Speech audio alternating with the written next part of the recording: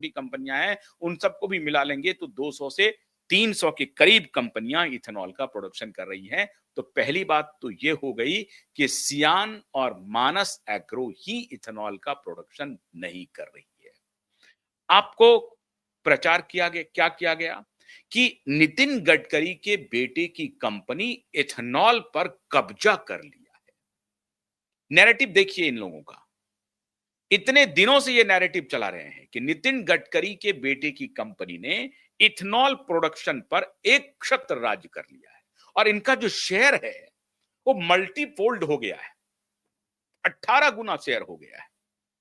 क्या कहा जा रहा है साहब, इनके शेयर की वृद्धि के लिए क्या कहा जा रहा है? इनके शेयर की वृद्धि के लिए कहा जा रहा है कि क्वार्टरली रेवेन्यू जो था इनका 17 करोड़ रुपए था। समझिए अभी फाइनेंशियल ईयर 2023 में 10 लाख, और उसमें प्रॉफिट जो इन्होंने शो किया है 2024 2023 24 में वो था 10 लाख रुपया और टोटल टर्नओवर क्या था 17 करोड़। लेकिन जो नेक्स्ट फाइनेंशियल ईयर है उसमें इन्होंने शो किया है टोटल सेल 511 करोड़ का सेल शो किया और जो प्रॉफिट है वो 52 करोड़ का प्रॉफिट ये शो कर रहे हैं। अब देखिए जो सियान कंपनी है उसमें मानस का भी एकोमोडेट होता है और जो ये एडिबल ऑयल्स बेचते हैं, इंफ्रास्ट्रक्चर का काम करते हैं, पावर जनरेट करते हैं, इन सब का कंबाइंड कंपनी का बैलेंस शीट ग्रो कर रहा है। 511 करोड़ के टोटल सेल पर जा दिखा रहा है। वो कंपनी क्या क्या करती है, खाली अकेला इथेनॉल प्रोड्यूस नहीं करती है, वो कंपनी अन्य काम भी करती है और उस सबका ये बैलेंस शीट है जो कह रहा है कि हमारा सेल जो है वो 511 करोड़ के आसपास पहुंचा है और उसमें जो टोटल प्रॉफिट 52 करोड़ रुपए है। अब ये इनका कहना कि 10 लाख प्रीवियस ईयर था, एकाएक कैसे जंप कर गया। अच्छा, आपको मालूम होगा कि एक बयान पे पूरी दुनिया में शेयर मार्केट में ट्रिलियंस ऑफ डॉलर साफ हो जाता है। इसका मतलब है कि शेयर का ये जो हाइक होगा तो आपका रेवेन्यू जाएगा। आज आप अरबपति हैं, सबसे अमीर हैं और कल हो सकता है, कल हो सकता है आप सबसे गरीब भी हो सकते हैं और फिर परसों हो सकता है कि फिर सबसे अमीर हो सकते हैं। ये है शेयर का खेल। लेकिन लोगों को यह बताया जा रहा है कि 511 करोड़ का सेल हो गया और 52 करोड़ का इनको प्रॉफिट हो गया। अरे भाई, जब कंपनियां आगे बढ़ती हैं, सेल परचेज हो रहा है तो ग्रो हो सकता है, प्रॉफिट हो सकती है, उसमें कोई जगलरी नहीं है। जो कुछ भी है सामने में है। अब जगलरी क्या हो रही है? इनका यह कहना है कि CO2, जबकि यह कहना है कि इनका जो शेयर बढ़ा है वो इसलिए बढ़ा है क्योंकि इनके पिताजी कैबिनेट मिनिस्टर हैं और इनका पुश है इथेनॉल बेचने पर। और इथेनॉल की जो पेट्रोल में ब्लेंडिंग हो रही है इसकी वजह से इनसे जो माल खरीदा जा रहा है और फिर जो पेट्रोलियम पदार्थ में मिला करके बेचा जा रहा है उससे जो पैसे आ रहे हैं उससे इनकी कमाई इतने करोड़ बढ़ गई है। देखिए, अब ये नैरेटिव आपको सुनने में बहुत अच्छा लगेगा, सुनने में सही भी लगेगा कि कैबिनेट मिनिस्टर तो हैं, उनके बेटे की कंपनी इथेनॉल की कंपनी है। अब इथेनॉल जो है सो ये बेच रहे हैं और ये पेट्रोलियम कंपनी खरीद रही है और वो ब्लेंड कर रही है और पेट्रोल का कीमत कम नहीं हो रहा है और इनको बहुत फायदा हो रहा है। ये नैरेटिव है। जबकि सच्चाई क्या है? सियान और मानस का जो स्टेक है वो नेग्लिजिबल है, नेग्लिजिबल स्टेक है इनका एथेनॉल प्रोडक्शन में। तो प्रॉफिट ये कहां से कमा लेंगे? अब प्रॉफिट कमाए कैसे हैं?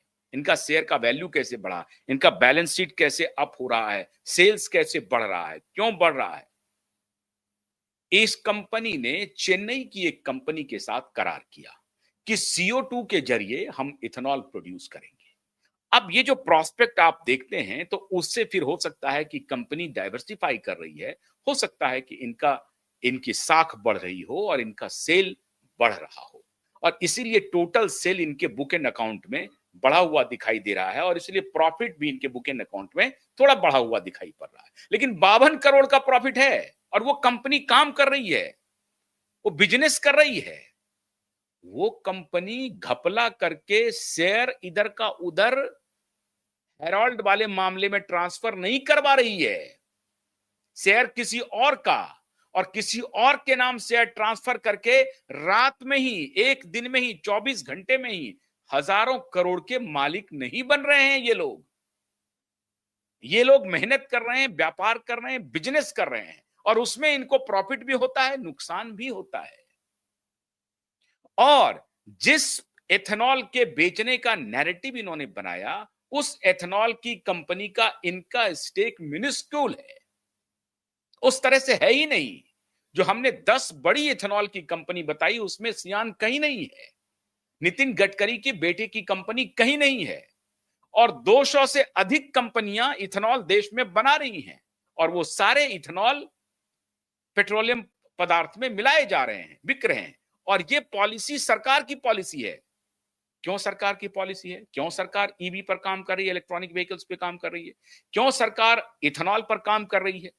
क्यों? क्योंकि हमारे देश में पेट्रोलियम का उस तरह से बेसिन मौजूद नहीं है, और पेट्रोलियम पदार्थ हम टोटल इंपोर्ट करते हैं। आपको मालूम होगा, अभी पेट्रोलियम को लेकर के ही हमारे ऊपर टैरिफ इंपोज हुआ है। तो इसीलिए चूंकि अभी टैरिफ जो इंपोज हुआ है, अभी ये ताजा ताजा मामला है, इसी दौरान नितिन गडकरी को इस मामले में घुसेड़ दो और नितिन गडकरी पे सारे आरोप चस्पा कर दो, और फिर इधर से चस्पा करो और उधर ये लगा दो कि अमित शाह और नरेंद्र मोदी इसको लीक करवा रहे हैं। मतलब हर तरफ से गिर जाए, इधर नितिन गडकरी और अमित शाह, नरेंद्र मोदी आमने सामने हो जाए, उन दोनों के बीच में तकरार हो जाए, और इधर दोनों को घेर करके फिर मोदी को कहा जाए कि तुम्हारे कैबिनेट के जो मिनिस्टर है, देखो कैसे भ्रष्टाचार में लिप्त हैं।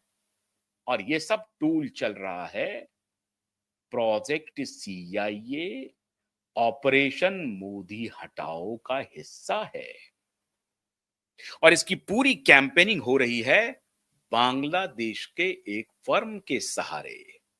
वो सब अब पब्लिक डोमेन में आ चुका है। बांग्लादेश का एक फर्म है जिन्होंने ये सुपारी ली है कि इस तरह के न्यूज को पब्लिक डोमेन में लाओ, ये लोगों को बताओ। ये नहीं बताओ कि इथेनॉल की 300 के करीब कंपनी है, वो सारी कंपनियां पेट्रोलियम कंपनी को अपना सप्लाई कर रही है, कोई उसमें कोई भूमिका नहीं है इनकी। लेकिन ये चर्चा करो कि कैबिनेट मिनिस्टर है नितिन गडकरी, उनके बेटे की इथेनॉल की कंपनी है, और वही इथेनॉल के मार्केट को कब्जा किए हुए है। आप समझे बात को? नैरेटिव टॉप 10 में भी इनकी कंपनी नहीं है, आप अंदाजा लगाइए। और इथेनॉल के बारे में जो नितिन गडकरी प्रचार करते हैं या सरकार प्रचार करती है, वो क्यों करती है, ये लोग कितने कुकर्मी हैं, इससे आपको पता चल जाएगा। इनके खिलाफ, सरकार के खिलाफ जो नैरेटिव चलाने वाले लोग हैं, उनके कुकर्म को देखिए। एक तो हमारा देश एनर्जी के ऊपर डिपेंडेंट है, आयात हम कर रहे हैं सारा पेट्रोलियम पदार्थ, टोटल हमारा आयात होता है, नेग्लिजिबल हम अपने यहां से निकाल पाते हैं, उसमें भी एक बड़ी कंपनी का उसमें हिस्सेदारी है, वो कावेरी बेसिन की जो बात चर्चा चलती रहती है। लेकिन उस इंपोर्ट को कम करने के लिए सरकार ऑल्टरनेटिव एनर्जी पे जाना चाहती है। सरकार इलेक्ट्रॉनिक व्हीकल्स तैयार कर रही है, सरकार इलेक्ट्रॉनिक एनर्जी पर जा रही है, विंड एनर्जी पे जा रही है, सोलर एनर्जी पे जा रही है, एथेनॉल पैदा करना चाहती है। और एथेनॉल पैदा इसलिए करना चाहती है क्योंकि हमारे किसानों को, शुगर इंडस्ट्री जो ऑलमोस्ट मृतप्राय हो गया था, उसको